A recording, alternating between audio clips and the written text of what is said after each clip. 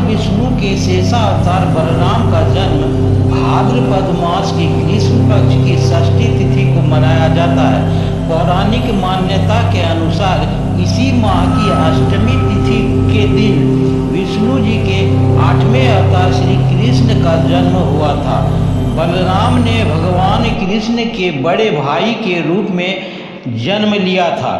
बलराम को हलधर अर्थात हल धारण करने वाले के रूप में भी जाना जाता है, इसलिए उनकी जयंती को हल षष्ठी के नाम से भी जाना जाता है। इस दिन हल की जुताई से उगे अनाज नहीं खाए जाते हैं। शास्त्रों के अनुसार भगवान शेषनाग ने देवकी के गर्भ में सप्तम पुत्र के रूप में प्रवेश किया था। कंस इस गर्भ के बालक को जन्म लेते ही मार देना चाहता था। तब भगवान विष्णु ने योग माया को बुलाया और कहा कि आप देवकी के इस गर्भ को ले जाकर रोहिणी के गर्भ में डाल आओ।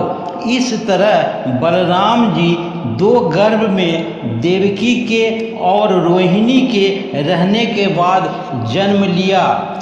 देवकी के पेट से गर्भ को निकालकर उसे रोहिणी के गर्भ में डालने की इस क्रिया को संकर्षण कहा जाता है, इसलिए बलराम जी को संकर्षण भी कहते हैं। शेषनाग का अवतार होने से बलराम जी का गुस्सा अति तीव्र था। एक बार तो वो पूरे हस्तिनापुर को ही गंगा में डुबो रहे थे।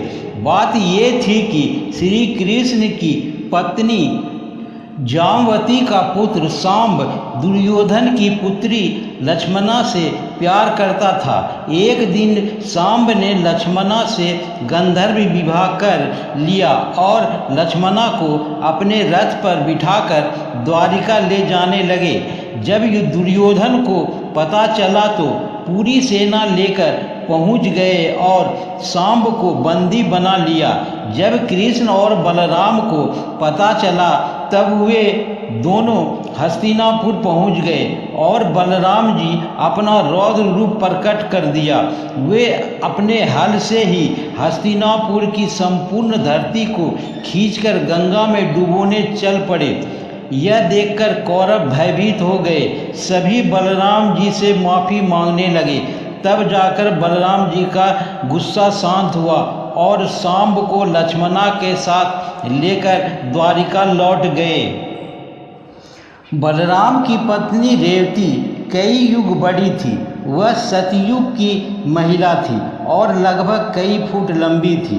गर्ग संहिता के अनुसार रेवती के पिता कुकुंदमी सतयुग में अपने पुत्री को लेकर ब्रह्मा जी से मिलने गए। वहाँ उन्होंने रेवती के लिए किसी योग्य वर की प्रार्थना की।